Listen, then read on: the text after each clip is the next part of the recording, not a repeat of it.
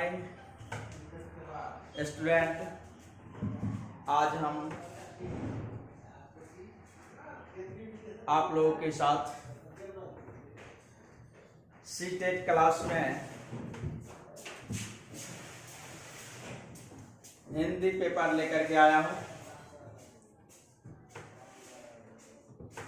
और ये CTET class के हिंदी का पहला शिक्षण शास्त्र है जो अधिगम और अर्जन, जिसमें हम आपको लोगों को पढ़ाए थे। कल हम बता दिए थे कि अधिगम क्या है। हम बता दिए थे कि अधिगम क्या है। अधिगम का अर्थ होता है सीखना। अधिगम का अर्थ होता है सीखना। हमेशा हम कुछ ना कुछ सीखते रहते हैं और सीखने से हमारे व्यवहार में अस्थायी रूप से परिवर्तन होता है। हमारे व्यवहारों में सीखने से हमारे व्यवहारों में अस्थायी रूप से परिवर्तन होती है और अपने व्यवहार को हम बदलने का प्रयास करते हैं। चॉम्स्की ने कहा था कि चॉम्स्की के अनुसार भाषा सीखने के क्रम में वैज्ञानिक जांच पड़ताल चलती रहती है।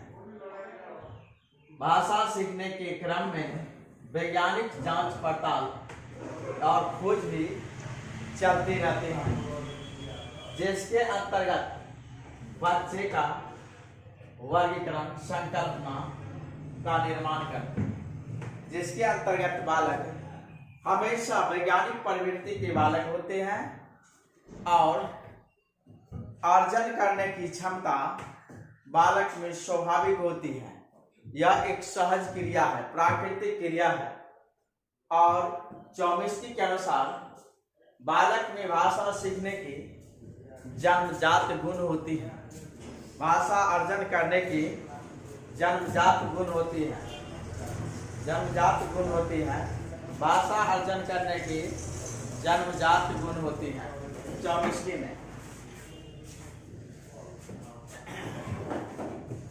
चॉम्स्की ने 1959 ईस्वी में अपने पुस्तक review of Skinner behaviour, Chomsky ने अपने पुस्तक review of Skinner's verbal behaviour में कहा है कि भाषिक क्षमता बच्चे में जन्मजात होती है।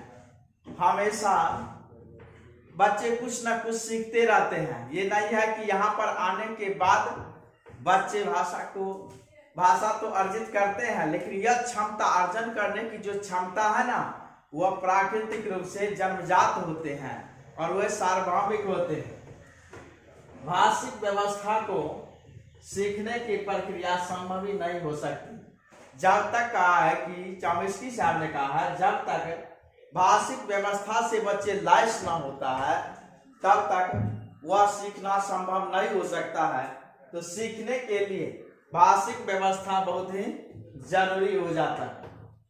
व्यवहारवादी भाषाविद पावलोव और स्किनर के अनुसार, यानी व्यवहारवादी भाषाविद है पावलोव और स्किनर के अनुसार, अभ्यास, नकल और रटने से भाषा की क्षमता प्राप्त होती है। पावलोव साहब कहा था, ये व्यवहारवादी भाषाविद है पावलोव और स्किनर ने कहा था कि अभ्यास, नकल और रटने से, ये याद रखना, ये एक चैप्टर खत्म हो जाएगा ना तब पीडीएफ देंगे आप लोगों को। एक चैप्टर खत्म हो जाएगा तब हम पीडीएफ देंगे। तो ये है कि कहा था व्यवहारवादी, तब तक जो है सो आपको टीचमेंट है या यूट्यूब पर हम दे देते हैं। यूट्यूब पर जो है, यूट्यूब पर देख करके उसको कुछ कुछ उतार लेना है ना, ये सब देख लेना है। पावलोव और स्किनर के अनुसार अभ्यास, नकल और रटने से भाषा की क्षमता प्राप्त होती है। अभ्यास करके रटने से भाषा की क्षमता प्राप्त होती है। किसने कहा था? व्यवहारवादी भाषाविद पावलोव और स्किनर ने कहा था कि जब तक बच्चे नकल नहीं करेंगे, रटेंगे नहीं, तब तक भाषा की क्षमता प्राप्त नहीं हो सकता है। अभ्यास करके बार बार जो आप सीखे हैं उस चीज को जब आप अभ्यास करते हैं तो भाषा का विकास होती है। व्यवहारवादी के अनुसार बच्चे का मस्तिष्क एक कोरी स्लेट जैसा होता है। व्यवहारवादी ने कहा है, व्यवहारवादी भाषाविद ने कहा है कि बच्चे का मस्तिष्क जो होता है एक खाली होता है, कोरी स्लेट होता है जो वह, और यहाँ पर जब जन्म लेते हैं बच्चे तो वहां पर माता पिता भाई बंधु के साथ अनुकरण करते हैं। अनुकरण के माध्यम से वो क्या करते हैं? सीखते रहते हैं। चॉम्स्की के अनुसार भाषा मानव मस्तिष्क में पहले से ही विद्यमान थी। चॉम्स्की के अनुसार है कि भाषा जो है ना वो जन्मजात प्रवृत्ति है, बच्चे के सीखने की जन्मजात प्रवृत्ति है। और चॉम्स्की साहब कह रहा है कि बच्चे के मानव के मस्तिष्क में पहले से ही भाषा विद्यमान रहती है, लैस रहती है। इसके द्वारा बच्चे सीखने का प्रयास करते हैं। सार्वभौमिक व्याकरण के रूप में बनी हुई थी, बुनी हुई थी ना, यानी सार्वभौमिक व्याकरण के रूप में बुनी हुई थी भाषा। चॉम्स्की का कहना है कि बच्चे जब जन्म लेता है तो उसे भाषिक क्षमता जन्मजात होती है, प्राकृतिक होती है, नेचुरल होती है।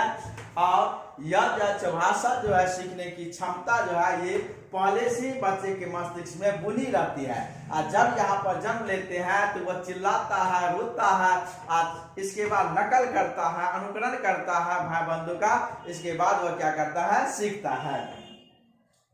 इसे सार्वभौमिक व्याकरण के रूप में बुनी होती है, जिसे हम जेनरेटिव ग्रामर की संज्ञा दी है। कि जिसे हम क्या कहते हैं? जेनरेटिव ग्रामर की संज्ञा। जो बच्चे के दिमाग में जो भाषा बुनी हुई है उस चीज को हम क्या जेनरेटिव ग्रामर की संज्ञा के अंतर्गत रखते हैं।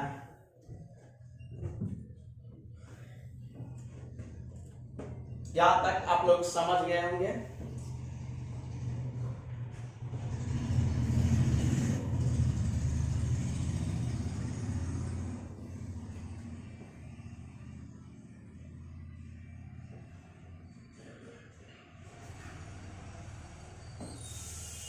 पियाजे के अनुसार देखिए, पियाजे ने कहा है, पियाजे के अनुसार भाषा अन्य संज्ञानात्मक तंत्रों की भांति परिवेश के साथ अंतःक्रिया करते हैं। किसके साथ? अन्य संज्ञानात्मक। तो ये संज्ञानात्मक पियाजे ने दिया था। जो बच्चे में ज्ञान कैसे, किस अवस्था में, किस प्रकार के से ज्ञान विकसित होते हैं, संज्ञानात्मक विकास की परिभाषा पियाजे ने दिए थे। उन्होंने कहा है, पियाजे के अनुसार भाषा अन्य संज्ञानात्मक तंत्रों की भांति परिवेश के साथ, पियाजे ने कहा था कि परिवेश के साथ अंतःक्रिया करके, अंतःक्रिया माध्यम से ही विकसित होती है। जुड़ करके, अंतःक्रिया का अर्थ होता है, अंतःक्रिया का अर्थ होता है कि एक दूसरे से जुड़ करके इसके बाद जैसे भाषा विकसित होती है। पियाजे के अनुसार भाषा अन्य संज्ञानात्मक तंत्रों की भांति परिवेश के साथ, इंपोर्टेंट है कि परिवेश के साथ अंतःक्रिया करके के माध्यम से विकसित होती है भाषा।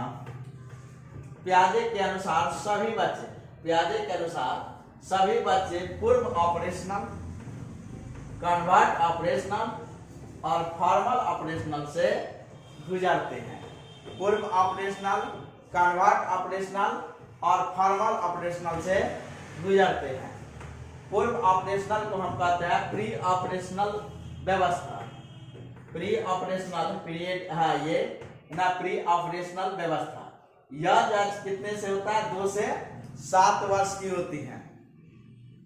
यह है, इसको जांच हुई ये प्री ऑपरेशनल व्यवस्था, जिसे हम पूर्व ऑपरेशनल के नाम से, पूर्व संक्रियात्मक के नाम से भी हम जानते हैं। इस चीज को हम क्या कहते हैं? पूर्व संक्रियात्मक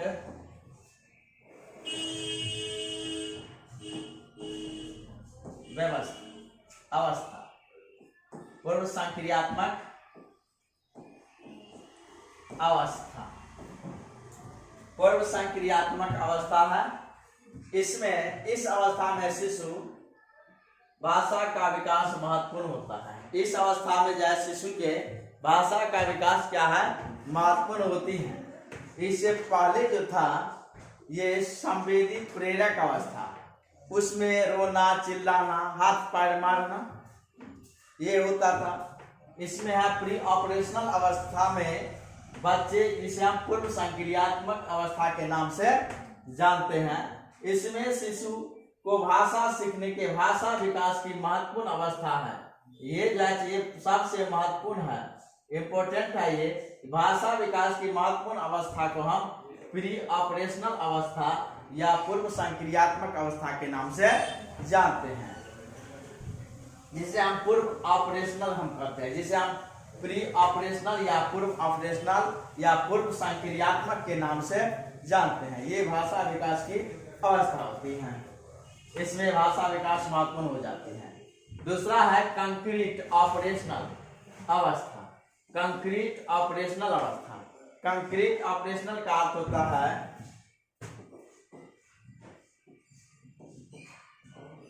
मूर्त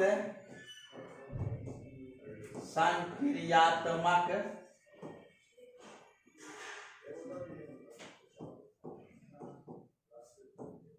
अवस्था। यह है मूर्त संक्रियात्मक अवस्था। इसमें से कंक्रीट ऑपरेशनल अवस्था से मूर्त संक्रियात्मक अवस्था ये होता है 7 से 11 वर्ष होती है। यह अवस्था 7 से 11 वर्ष की होती है। इस अवस्था में बालक के मानसिक एवं बौद्धिक विकास होने के कारण तार्किक भाषा बोलते हैं।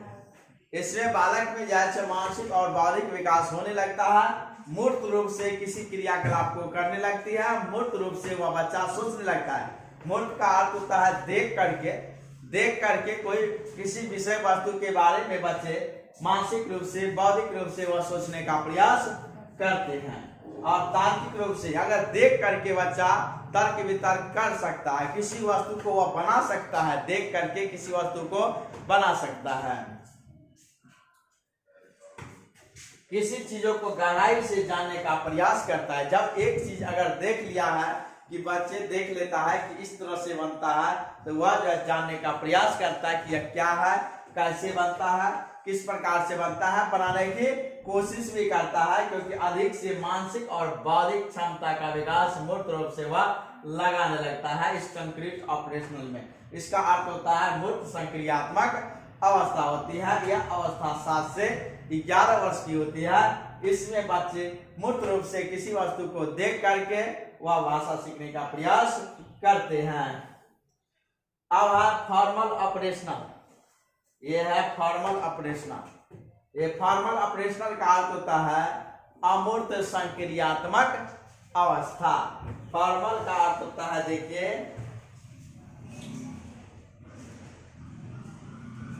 ये फॉर्मल है, इसका अर्थ होता है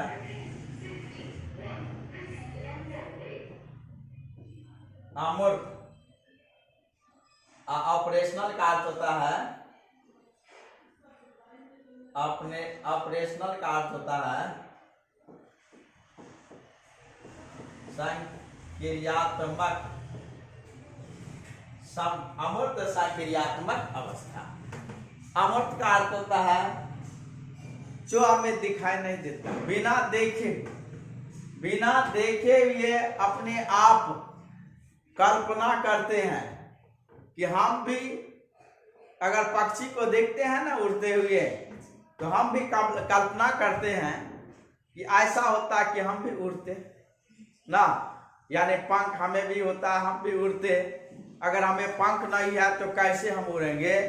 इस पर जब हम विचार करते हैं और विचार करके नया तकनीक विकसित कर लेते हैं, जैसे एरोप्लेन विकसित कर लेते हैं, तो यानी कोई स्वप्न में ही देखता है कि जो वह कल्पना करता है जो ऐसा होता होगा, तो ये ट्रेन जो है तो पटरी से है ना चलती होगी और हम लोग जो है जो रेस से पहुंच जाते ना कहीं से कहीं, तो यह चीज आज अगर कल्पना के आधार पर हम सोचते हैं और नए जो यहाँ पर वह चीज उपलब्ध नहीं है उस चीज को हम खोजने का प्रयास करते हैं, यह अवस्था फॉर्मल ऑपरेशनल अवस्था या अमूर्त संक्रियात्मक अवस्था के नाम से जानते हैं।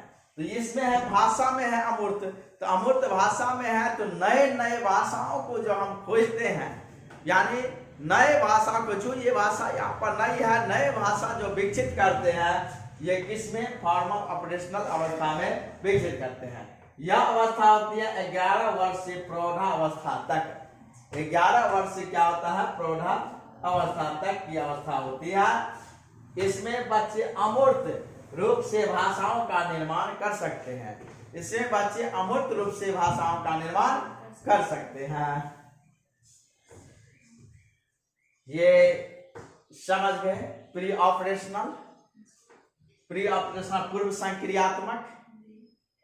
पूर्व संक्रियात्मक बिना क्रिया किए हुए, इसमें बच्चे केवल भाषा को सीखते हैं अनुकरण के माध्यम से, अभ्यास के माध्यम से, नकल के माध्यम से भाषा बच्चे इसमें सीखते हैं। इसे पूर्व संक्रियात्मक के नाम से जानते हैं। इस अवस्था में भाषा सीखना एक महत्वपूर्ण अवस्था माना जाता है। कंक्रीट ऑपरेशनल है, इसमें मूर्त रूप से मूर्त संक्रियात्मक अवस्था कहते हैं। इसकी आयु होती है 7 से 11 वर्ष की होती है। इस अवस्था में बालक के मानसिक एवं बौद्धिक विकास में होने के कारण तार्किक भाषा बोलते हैं।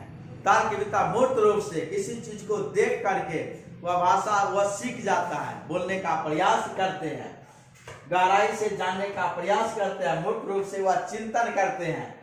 और फॉर्मल ऑपरेशनल में अमूर्त संक्रियात्मक अवस्था बिना देखे हुए कल्पना के आधार पर कुछ दिमाग में थिंकिंग करते हैं, सोचते हैं, उसी के आधार पर नए वस्तुओं का निर्माण हम कर लेते हैं। इसे फॉर्मल ऑपरेशनल अवस्था के नाम से जानते हैं। ये 11 वर्ष से प्रौढ़ावस्था तक की अवस्था मानी जाती है।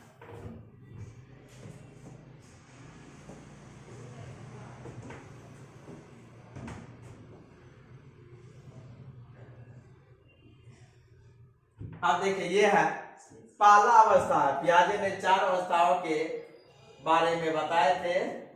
ये पहला अवस्था है motor sensory stage, sensory motor stage या motor sensory stage, sensory motor अवस्था। ये इसको हम कहेंगे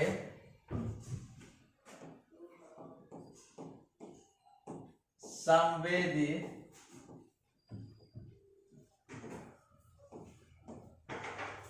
प्रेरक अवस्था, संवेदी प्रेरक अवस्था के नाम से जानते हैं। ये सर्वप्रथम पहला अवस्था होती है। ये संवेदना, बच्चे के अंदर जो क्या होती है, संवेदना होता है, कुछ दर्द होता है, तकलीफ होता है, तो बच्चे क्या करता है, चिल्लाता है।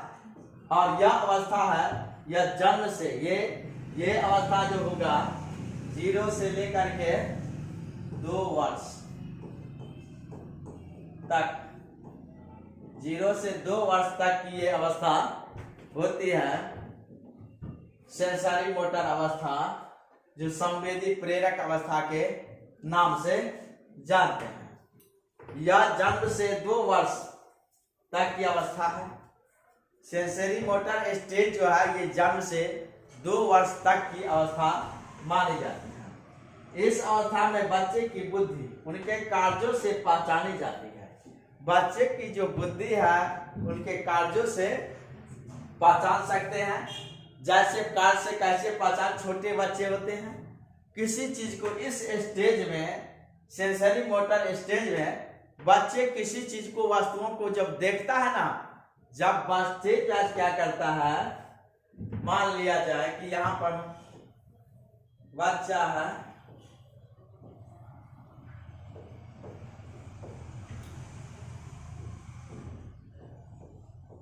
ना, इसके बाद है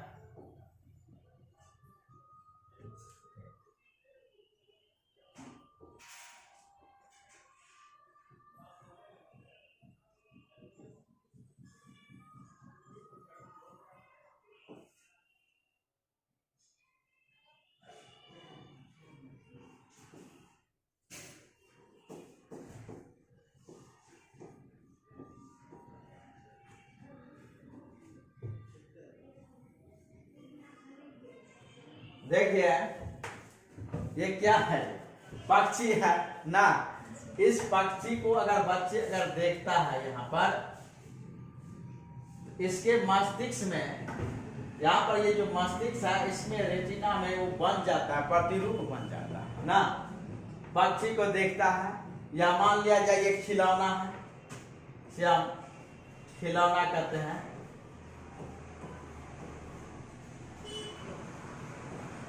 खिलौना है ये लाल है, लाल है। ये बच्चा अगर जो है देखता है, उसके मस्तिष्क में ये प्रतिरूप बन जाता है। बच्चे के मस्तिष्क में ये क्या है, प्रतिरूप बन जाता है। इसको लेने के लिए व्याकुल हो जाता है। तो बच्चे अगर इस चादर पर बैठा हुआ है, खिलौना भी है इस चादर पर ना, ये मान लिया जाए कि ये क्या है, चादर है। इस पर जो है सो इस चादर पर ये चादर पर रखा हुआ है। तो ये जो क्या करेगा, ये हाथों से ये इसको जो है हाथों से क्या करेगा, वह खिलौना ये चादर को खींच करके खिलौना को पकड़ लेगा ना। ये बच्चा क्या करेगा, चादर से खींच करके खिलौना को क्या करता है, पकड़ लेता है। तो उसके बच्चे के व्यवहार से जाना जाता है, क्योंकि जब इस खिलौना को देखा ये बच्चे, तो इसके रेटिना में जो है उसका प्रतिरूप बन जाता है। इस पक्षी का प्रतिरूप बन जाता है। ये लाल वस्तु है, इस लाल रंग का प्रतिरूप बन जाता है, और उस वस्तु के प्रति बच्चे जो है तो देखने लगता है, और वह देखता है कि इसको प्राप्त करना है। तो लेने के लिए वह जो है क्या कोशिश करता है, हाथ पैर मारता है। हाथ पैर जैसे ही मारता है तो वह नहीं प्राप्त कर पाता है। तो वह उसमें क्या होता है, अपने आप संवेदना होती है, और इसके कारण वह क्या करता है कि वो चादर को पकड़ करके अपने तरफ क्या है, खींचने लगता है। और जैसे चादर को पकड़ जब खींचता है, तो वस्तु जो है क्या है, उसके नजदीक आ जाता है। उस वस्तु को बच्चा पकड़ लेता है। तो ये किस अवस्था में होते हैं, 0 से 2 वर्ष की अवस्था में होती है। इसे हम संवेदी प्रेरक अवस्था के नाम से जानते हैं। अब देखिए इसमें भी है, जैसे चादर पर बैठा बालक चादर पर रखे हुए वस्तु को चादर खींचकर प्राप्त करता है। तो ये किस अवस्था में, सेंसरी मोटर स्टेज में 0 से 2 वर्ष की अवस्था होती है। ये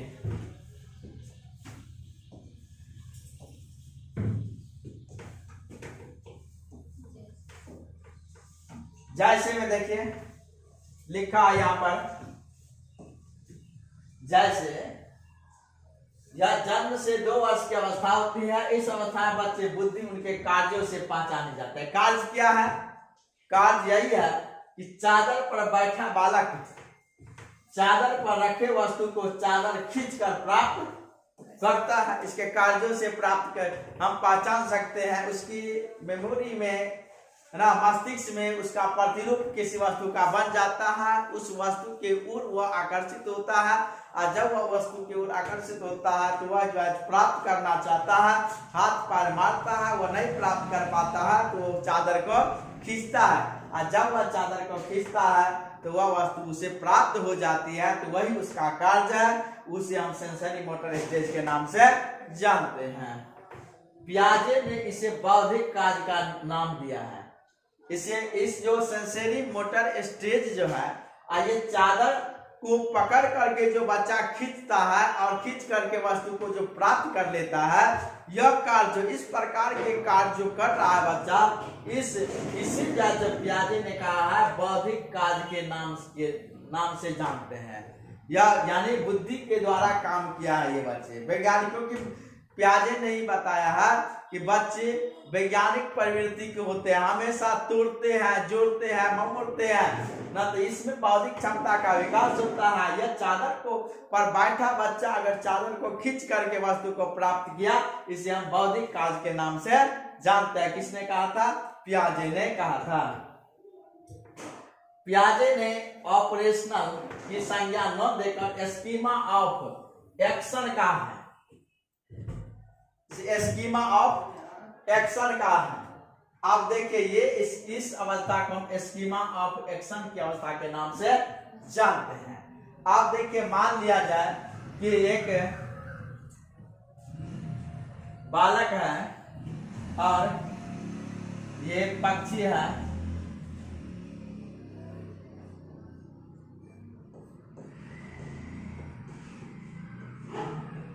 ये पक्षी है और ये जो है क्या है,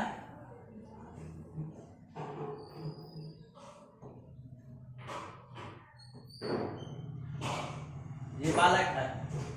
ये बालक जब पक्षी की तरफ देखता है तो इसके स्कीमा में जो है क्या है, उसका प्रतिरूप बनता है। स्कीमा में जब प्रतिरूप बनता है तो उसका स्कीमा जो मस्तिष्क एक्शन में आता है।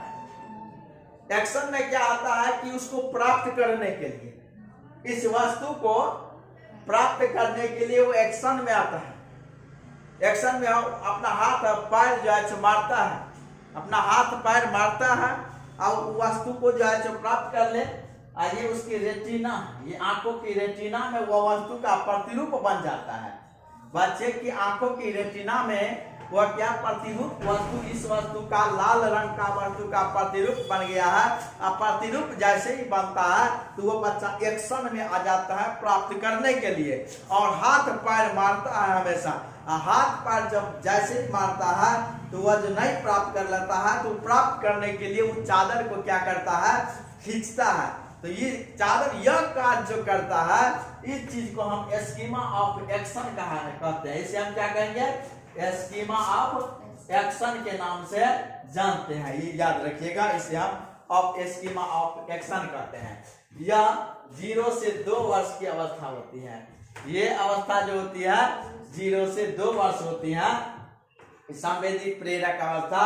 इसे हम संवेदी प्रेरक अवस्था के नाम से जानते हैं। यहाँ तक तो समझ गए आप लोग। अब देखिए इसके बाद है वाइगोस्की, पियाजे, चॉम्स्की भी समझ गए हैं, पियाजे भी समझ गए, इंपॉर्टेंट है बहुत ही। इसके बाद वाइगोस्की के अनुसार, वाइगोस्की पर हम आते हैं। वाइगोस्की के अनुसार बच्चे की भाषा समाज के साथ संपर्क का ही परिणाम होता है। पियाजे ने कहा था कि बच्चे परिवेश के साथ अंतःक्रिया करके सीखते हैं, और वाइगोस्की ने कहा है ये भाषा जो है समाज के साथ संपर्क का ही परिणाम है। ये वाइगोस्की ने कहा है कि बच्चे भाषा समाज के साथ संपर्क का ही परिणाम है। ये वाइगोस्की का कहना था, जब तक बच्चे समाज के साथ नहीं आते हैं, समाज के साथ अंतःक्रिया नहीं करते हैं, समाज के साथ संवाद नहीं करते हैं, तब तक वह भाषा नहीं सीख सकता है। समाज महत्वपूर्ण होता है, भाषा सीखने के लिए समाज महत्वपूर्ण होना आवश्यक हो जाता है। समाज, क्योंकि हम लोग एक सामाजिक प्राणी है, हमेशा कुछ ना कुछ समाज से सीखते ही रहते हैं। और समाज का एक यूनिट, एक इकाई, एक परिवार होती है। समाज का एक इकाई परिवार होता है, और ये परिवार के सदस्य भी जाति एक समाज से जुड़े हुए रहते हैं। इसीलिए हमारा जब जन्म जिस समय होता है उसी समय हम सामाजिक प्राणी बन जाते हैं, और इसीलिए हमें समाज में रह करके अंतःक्रिया, समाज के साथ अंतःक्रिया करके, संपर्क करके भाषा को हम सीखने का प्रयास करते हैं, वाइगोस्की ने कहा था। अब देखिए अगला पॉइंट, बच्चा अपने भाषा के विकास के दौरान 2 तरह की बोली बोलता है। वाइगोस्की ने कहा था, ये वाइगोस्की ने कहा है कि बच्चा अपने भाषा के विकास के दौरान 2 तरह की बोली बोलता है, 2 तरह की बोली बोलता है। पहला है आत्म केंद्रित। पहला वाइगोस्की ने कहा था कि पहला क्या है, आत्म केंद्रित भाषा। इसे जैसे निजी भाषा, आत्म केंद्रित, अपने आप है ना। एक छोटा बच्चा है, एक छोटा बच्चा क्या करेगा,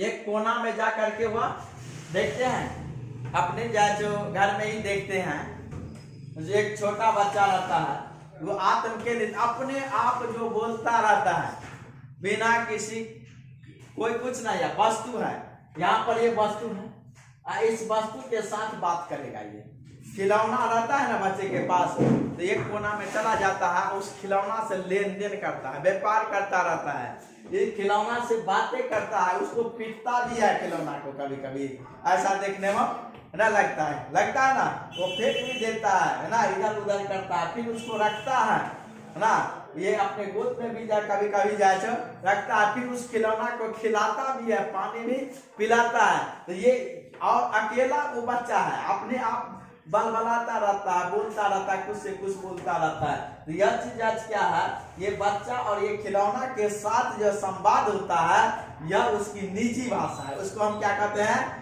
निजी भाषा या आत्म केंद्रित भाषा। जो उसको मन में फुराता है वही बोलता है, उसे हम आत्म केंद्रित भाषा या निजी भाषा के नाम से जानते हैं। क्योंकि वो बच्चा क्या करता है, ये खिलौना के साथ, तो खिलौना में तो जान नहीं है, आए खिलौना के साथ खेलता है, अकेला बच्चा है, उसी से बलबलाता है, उसी खिलौना से हमेशा क्या करता है, बातें करते रहता है, उसे हम आत्म केंद्रित भाषा या निजी भाषा के नाम से जानते हैं। आत्म प्याजे ने कहा आत्म केंद्रित, और इसे हम निजी भाषा के, वाइगोत्स्की ने कहा कि निजी भाषा के नाम से जानते हैं। देखिए इसके बाद है सामाजिक, इसके बाद क्या है, सामाजिक।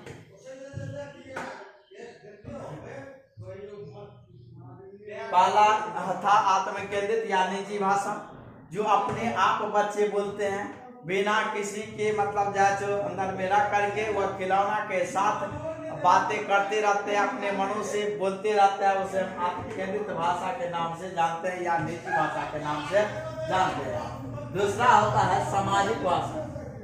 दूसरा वाइगोत्स्की ने कहा है कि दूसरा भाषा क्या है, सामाजिक भाषा है। सामाजिक भाषा, निजी भाषा के द्वारा बच्चे स्वयं से संवाद करते हैं।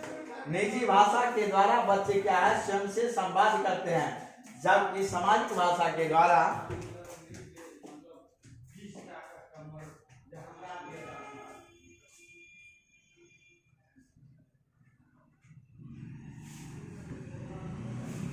बताए हैं कि आत्म केंद्रित भाषा,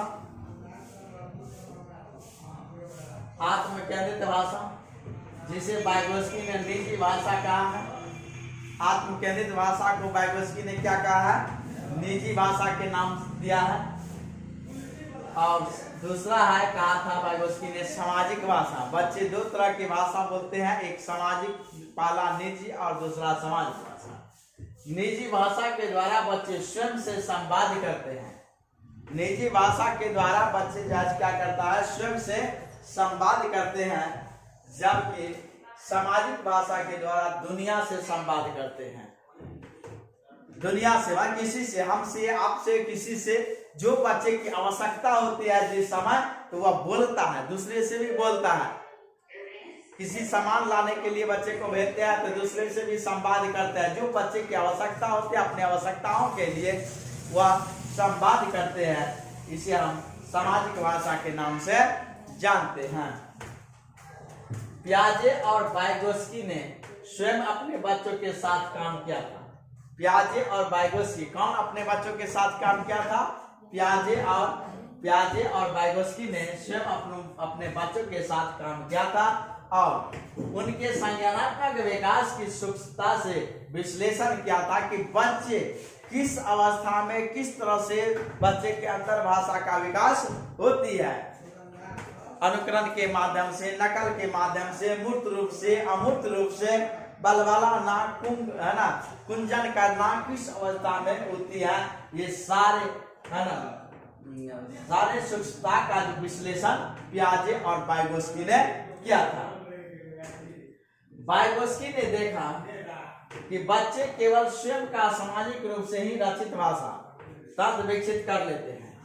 ये कहा वाइगोत्स्की ने देखा कि बच्चे केवल स्वयं का सामाजिक रूप से रचित भाषा, यानी बच्चा जो होता है ना, स्वयं जो समाज में आकर के समाज के द्वारा रचना किया गया है भाषा, उस सुसंवाद के माध्यम से स्वयं इस भाषा को विकसित कर लेता है।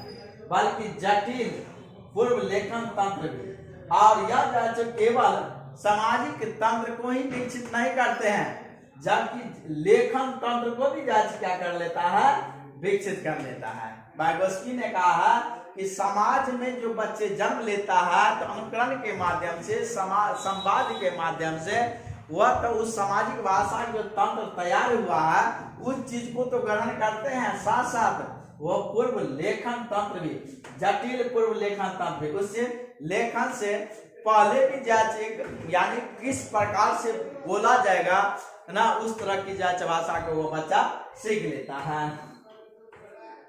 वाइगोत्स्की के अनुसार जटिल वाचिक तंत्र इसीलिए विकसित करते हैं ताकि विश्व के साथ संवाद कर सके। जटिल भाषा, जो समाज की भाषा क्या है, एक जटिल भाषा है और बोलने में बच्चे को थोड़ा कठिनाई होती है, लेकिन समाज में रह करके बच्चे अनुकरण के माध्यम से उस भाषा को सीख लेते हैं, वो जटिल तंत्र को विकसित कर लेता है ताकि विश्व के साथ वह बच्चा क्या कर सके, संवाद कर सके। कहीं भी बच्चे को आवश्यकता हो, समस्या हो तो वह विश्व के साथ वह संवाद कर सकता है वह बच्चा। अब है शास्त्रीय अनुबंधन का सिद्धांत, ये दूसरा पॉइंट है शास्त्रीय अनुबंधन का सिद्धांत, क्लासिकल कंडीशनिंग, शास्त्रीय अनुबंधन का सिद्धांत। शास्त्रीय अनुबंधन सिद्धांत को अनुबंधित सहज क्रिया अथवा अनुबंधित प्रतिक्रिया सिद्धांत भी हम कहते हैं। आगे इस पॉइंट पर हम आते हैं।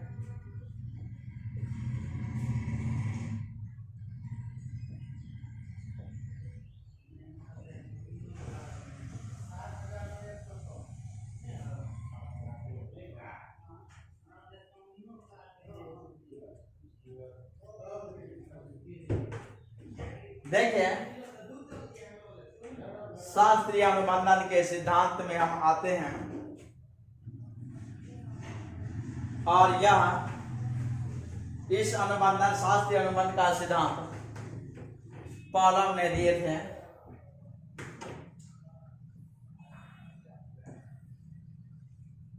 पॉलम ने शास्त्रीय अनुबंधन के सिद्धांत दिए थे। उन्होंने कुत्ते पर प्रयोग किया था, उन्होंने कुत्ते पर प्रयोग करके देखा था, देखा कि एक भूखे कुत्ते को, पॉलम ने एक भूखे कुत्ते को बांध करके रख दिया और उसके जीभ को ऑपरेशन कर दिया, कुत्ते के जीभ को ऑपरेशन कर दिया और उस जीभ में पाइप डाल दिया, उस जीभ में पाइप डाल दिया और उसके सामने भोजन रखा।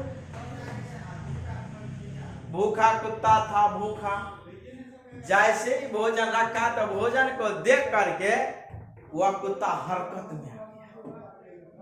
भूखा कुत्ता हरकत में आ गया, भोजन को प्राप्त करने के लिए वह हरकत में आ गया। तो पहला बार जांच क्या है, स्वाभाविक उद्दीपन दिया गया। स्वाभाविक उद्दीपन क्या है, भोजन। स्वाभाविक उद्दीपन, जब भूखे कुत्ते को, किसी व्यक्ति को, अगर भूखा व्यक्ति है, कोई भी सामान दो तो वह जो खाने के लिए हरकत में आ जाएगा। तो वह जो भूखा कुत्ता था उसके पास हम भोजन जब रखे तो वह कौन सा, ये स्वाभाविक उद्दीपन है। क्या है, स्वाभाविक उद्दीपन है। जब स्वाभाविक उद्दीपन उसके पास भोजन है तो वह जो स्वाभाविक अनुक्रिया करेगा। क्या, स्वाभाविक अनुक्रिया करेगा ना, ऐसा बात होती है। मान लिया जाए कि आप लोग को जो खुशबू वाला भोजन दिया जाए, भूखा हो ना, अब ये जो हम क्या करें कि अभी 1 केजी मिठाई ला करके रख दे ना, तो अब भाई हम आपको कहेंगे जो पढ़ लो तब मिठाई खाना है, तो मिठाइये पर ध्यान रहेगा नहीं कि सर पहले मिठाइये दे दीजिए, इसके बाद जो है सो आप पढ़ाइएगा ना, यह चीज है, क्योंकि हम स्वाभाविक रूप से वो मिठाई को रख दिया है, वो किया है और वह जो है एकदम अच्छा मिठाई है, तो स्वाभाविक उद्दीपन दिया है, तो स्वाभाविक है कि आप अनुक्रिया करोगी। ये ना ये लाल टपकने लगता है कि ये स्वाभाविक उद्दीपन के साथ स्वाभाविक अनुक्रिया होती है। लेकिन या इसके बाद है अस्वाभाविक उद्दीपन के साथ भी स्वाभाविक अनुक्रिया देकर, जैसे एक घंटी ना, जैसे क्या किया कि पहले जैसे इस कुत्ते को तो भोजन दिया गया, तो स्वाभाविक उद्दीपन दिया, तो स्वाभाविक अनुक्रिया किए, धीरे धीरे भोजन दे करके वो घंटी बजाते थे, तब भोजन कुत्ते के पास ला करके देते थे। ये घंटी बजाना एक अस्वाभाविक उद्दीपन है। अब बच्चा जो है सो उस घंटी से जुड़ गया, अब ये बच्चा नहीं सर, ये कुत्ते जो है सो घंटी से जुड़ गया है। अब कुत्ते जो है क्या करता है कि जैसे ही घंटी को बजाता है कि कुत्ता हरकत में आ जाता है, उसको लगता है कि घंटी बजाने से ही क्या होती है, भोजन आती है, और हरकत में आ जाता है कुत्ते। जैसे घंटी बजाए वह हरकत में आ गया और अपने जीभों से जैसे जीभ से लार टपकाना स्टार्ट कर देते हैं, अपने जीभ से लार टपकाना स्टार्ट कर देते हैं उसी समय तुरंत। और ये जब जैसे वो लार टपकाते हैं तब भोजन हम देते हैं, घंटी बजाते हैं, भोजन देते हैं। अब ऐसा देखे कि जब घंटी का आदत उसको बन गया, तब भी जो है तब क्या किए कि भोजन देना छोड़ दिए, केवल हम घंटी ही बजाते थे। लेकिन उसको तो आदत पड़ गया था, जैसे ही घंटी बजाए कि वह जैसे हरकत में कुत्ते आ जाता था, लार टपकाना स्टार्ट कर देते थे, जबकि भोजन नहीं देते थे, भोजन उसको नहीं देते थे।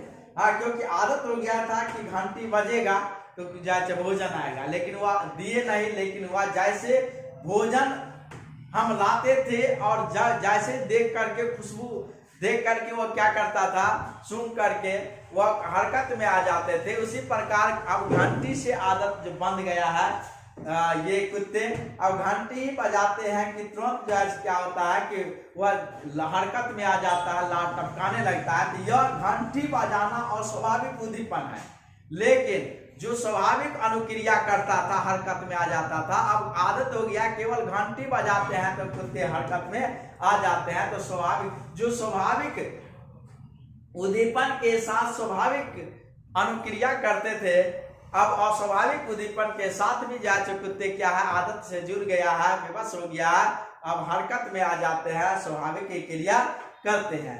तो इसी के बारे में हम आज शास्त्रीय अनुबंध के बारे में हम बताने का प्रयास करते हैं। शास्त्रीय अनुबंधन क्लासिकल कंडीशनिंग, शास्त्रीय अनुबंधन सिद्धांत को अनुबंधित सहज क्रिया अथवा अनुबंधित प्रतिक्रिया सिद्धांत भी कहते हैं।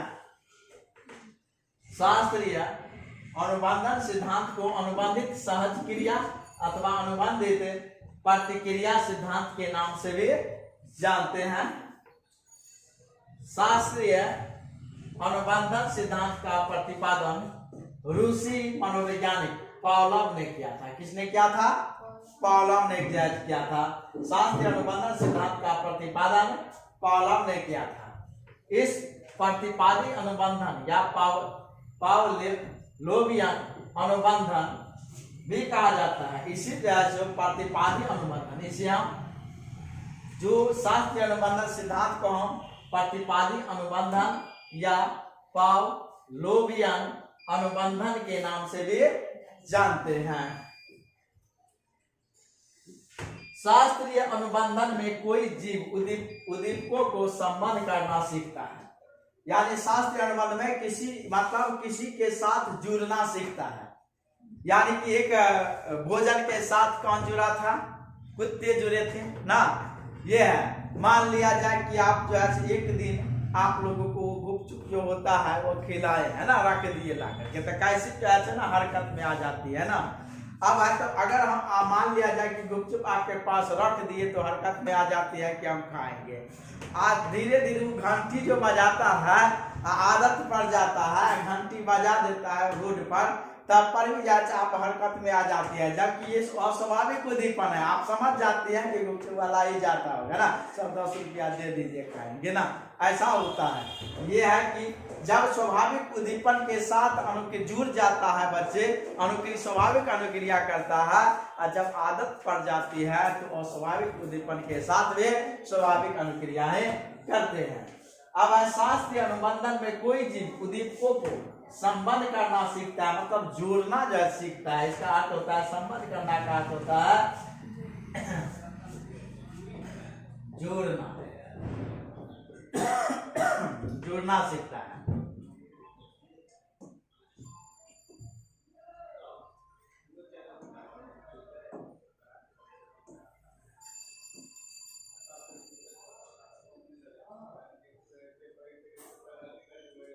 देखिए ये क्या है,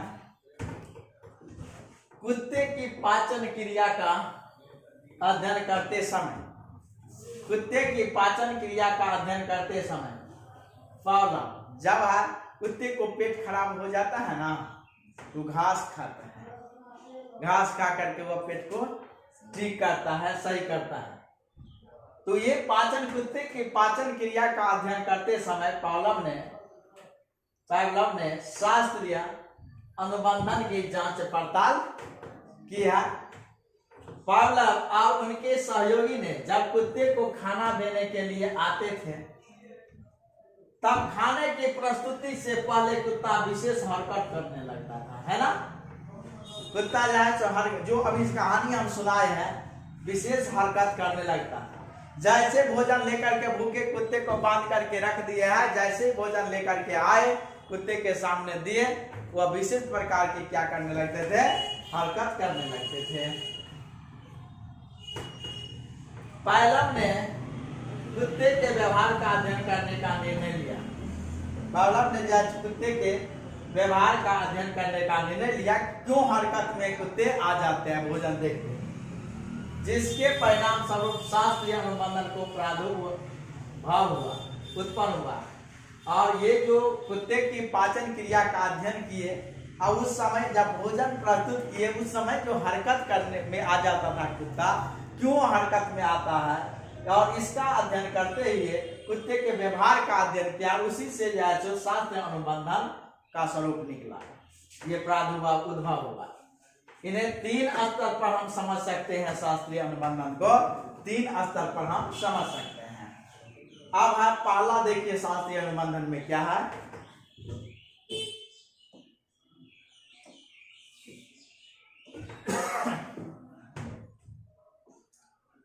प्रथम चरण अनुबंधन से पूर्व, पहला चरण जो है अनुबंधन से पहले है, यह है क्या, प्रथम चरण अनुबंधन से पूर्व।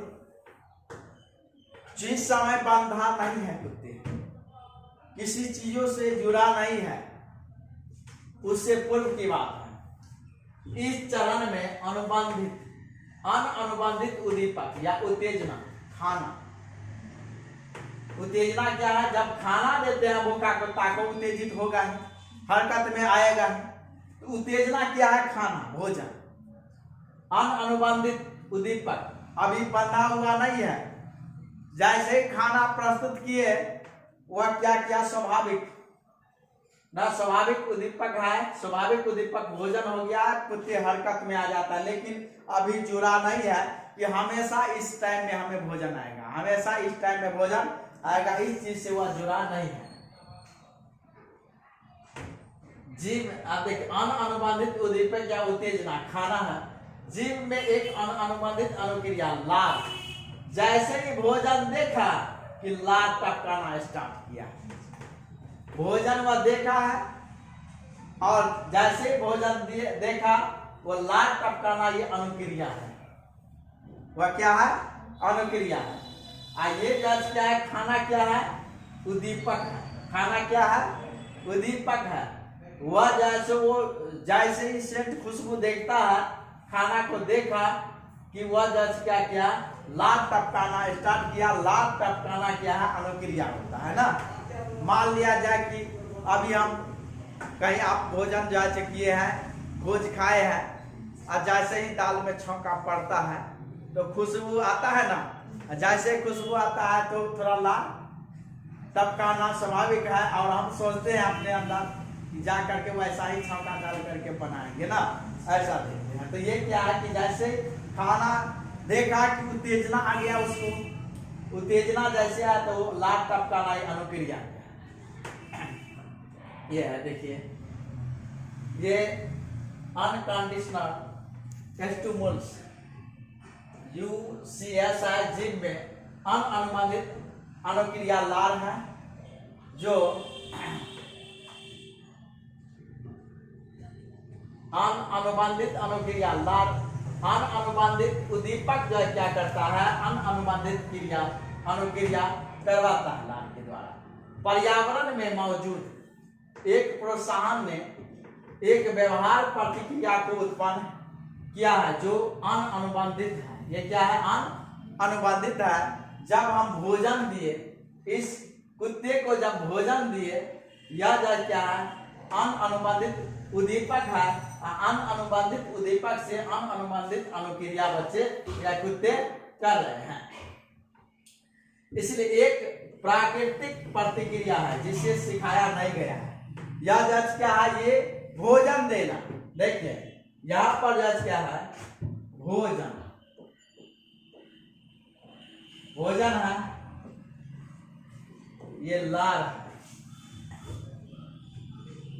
भोजन देगा। ये क्या है, प्रतिक्रिया।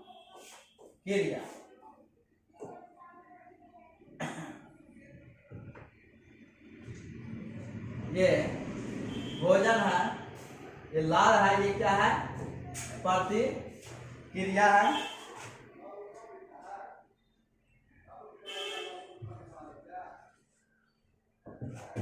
यह एक प्राकृतिक प्रतिक्रिया है जिसे सिखाया नहीं गया। मान लिया जाए कि यहाँ पर हम भोजन दे दिए, अब भोजन को देख करके प्रतिक्रिया, ये प्रतिक्रिया क्या है, लार। ये क्या, लार टपकाना, ये क्या है, प्राकृतिक। ये प्राकृतिक है, अपने आप है कि किसी भी बच्चे को हम क्या करते हैं, भोजन देंगे तो लार टपकाएगा ही, क्योंकि उसके मस्तिष्क में खुशबू जाता है, इसे कारण लार टपकता ही है। यह एक क्या है, प्राकृतिक प्रतिक्रिया होती है। इसे हम इस प्राकृतिक प्रतिक्रिया जिसे हम सिखाते नहीं है। जैसे कुत्ते ने खाने की प्रतिक्रिया में लार गिराई, जो उसका प्राकृतिक व्यवहार था। ये क्या है, प्राकृतिक व्यवहार है, इसे सिखाया नहीं गया है। अपने आप ये क्या है, प्रथम चरण में अनुबंधन से पूर्व बांधा हुआ नहीं है। ये आदत नहीं लगा दिया है कुत्ते को कि इतना समय में जाए, हम भोजन घंटी बजा करके देंगे, इतना समय में आ जाएगा, ये आदत नहीं लगाए हैं। कुत्ता भूखा है, उस भूखे कुत्ते के पास हम भोजन देते हैं तो भोजन किसी के पास भी देंगे, और अगर भूखा है तो ये प्राकृतिक प्रतिक्रिया करेगा। ये प्राकृतिक व्यवहार है उसका, अपने आप। ये सभी हम लोग भी करते हैं, कुत्ते भी करते हैं, जो भूखे व्यक्ति होगा वो भी करेगा। यह उसका क्या है, ये सिखाया नहीं गया है, अपने आप ये प्राकृतिक व्यवहार है। लार गिराया, लार जो गिरा रहा है कुत्ता, उसका एक प्राकृतिक व्यवहार है। इस संबंध में अभी तक कोई नया व्यवहार नहीं सिखाया गया है। कोई नया व्यवहार हमारे द्वारा सिखाया नहीं गया है। कुत्ता भूखा है, जैसे ही भोजन रख के खाने के लिए ललायत हुआ, लार टपका गया दिया, ये एक प्राकृतिक, ये सीखा नहीं गया, ये प्राकृतिक व्यवहार है उसका। जैसे झूलों के प्रति बच्चों का उत्साह, जैसे एक बच्चा को जैसे ही झूला हम दिखाते हैं कि वो झूलने के लिए वो क्या होता है, उत्साहित हो जाता है, जो हम भी जो है झूलेंगे। दूसरे को देखता है झूलते हुए, जैसे दिखाए झूला, वह भी कहता है कि हम भी लटक करके झूलेंगे। यह जो है हम सिखाए नहीं है, बच्चे का ये प्राकृतिक व्यवहार होती है, जिसे हम प्रथम चरण अनुबंध से पूर्व की बात हम कर रहे हैं।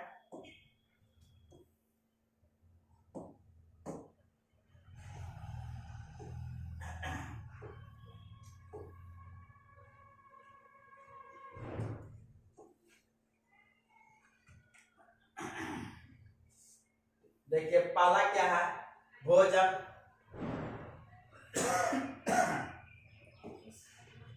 ये भोजन है।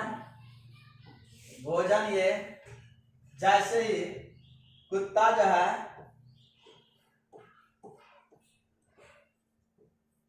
भूखा है, भूखा कुत्ता को हम भोजन दिए हैं। ये कुत्ता जो है क्या किया, कुत्ता लार गिराया है। यह एक जांच क्या है, प्राकृतिक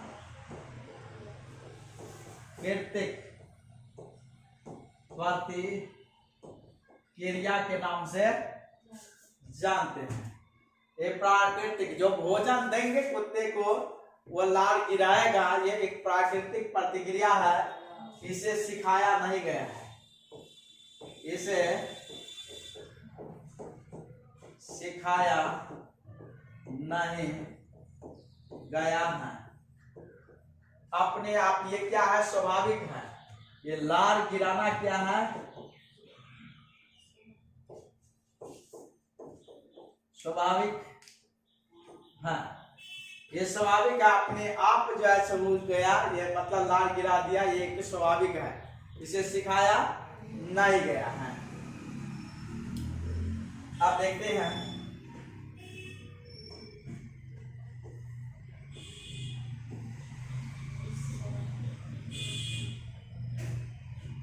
यहाँ पर एक स्वाभाविक था। इस चरण में एक और उद्दीपक उत्तेजना भी शामिल होता है, जिसका किसी व्यक्ति पर कोई प्रभाव नहीं पड़ता है। जैसे भोजन दिए और कुत्ते हरकत में आ गया तो वह एक उत्तेजना है। वह क्या है, उत्तेजना। भोजन प्राप्त करने के लिए उत्तेजना, इसे अस्वाभाविक उद्दीपक कहते हैं। ये अस्वाभाविक उद्दीपक के नाम से जानते हैं। ये स्वाभाविक नहीं, ये क्या, अस्वाभाविक उद्दीपक है। शास्त्रीय अनुबंधन में अस्वाभाविक उद्दीपक घंटी है। शास्त्र देखिए, इस चरण में एक और उद्दीपक उत्तेजना भी शामिल होता है, जिसका किसी व्यक्ति पर कोई प्रभाव नहीं पड़ता है। पहले कोई नहीं प्रभाव, इसे हम अस्वाभाविक उद्दीपक कहते हैं। अब भोजन दिए, किसी व्यक्ति को घंटी बजा दिया तो वह एक अस्वाभाविक उद्दीपक है, क्योंकि भोजन के साथ उस घंटी को जोड़े नहीं है। यह एक जैसे अस्वाभाविक, देखिए शास्त्रीय अनुबंध में अस्वाभाविक उद्दीपक घंटी है, अभी तक जुड़ा हुआ नहीं है, कभी भी घंटी बजा देते हैं। लेकिन भोजन देने के साथ अगर घंटी बजाएंगे तो धीरे धीरे वह कुत्ता पकड़ लेगा कि घंटी बजती है तभी भोजन आता है। तो लेकिन अभी कभी भी घंटी बजा देते हैं, आप कुत्ते आप भोजन लाते समय घंटी बजाते नहीं है, कभी भी बजाते हैं, तो यह अभी तक जाए तो घंटी जो है ये अस्वाभाविक उद्दीपक है। तब तक कोई प्रतिक्रिया नहीं उत्पन्न करता है जब तक कि यह अनुबंधित उद्दीपक के साथ नहीं रखा जाता है। भोजन के साथ अगर घंटी हम बजाते, मान लिया जाए ये जो है क्या है, कुत्ता है, कुत्ता है, और यहाँ पर भोजन देते हैं। आइए घंटी बजाते, भोजन दिए, घंटी बजाए। यहाँ पर भूखा कुत्ता है, ये घंटी बजाए, भोजन आया, वह जज क्या है, प्रतिक्रिया करता है। यहाँ पर देखिए भोजन के साथ घंटी को जब जोड़ते हैं तो यह एक जैसे क्या होता है, ये क्या है, अस्वाभाविक उद्दीपक। अस्वाभाविक उद्दीपक को हम स्वाभाविक उद्दीपक के साथ जोड़ते हैं। ये क्या है, भाविक उद्दीपक।